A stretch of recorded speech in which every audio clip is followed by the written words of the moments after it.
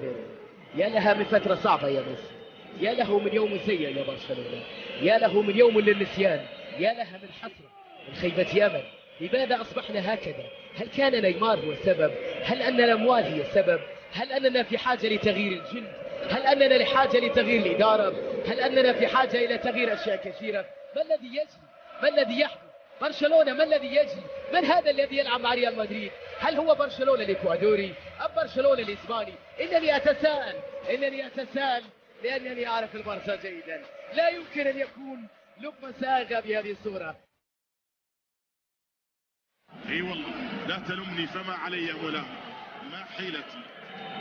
ما حيلتي وتحاصر الهموم.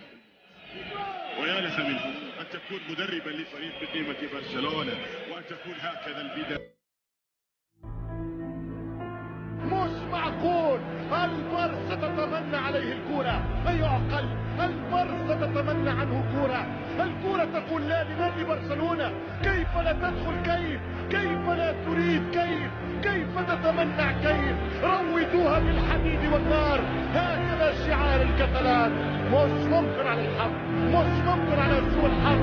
البارسا كان ممكن مسجل 2-3 ولكن الكرة قالت لا.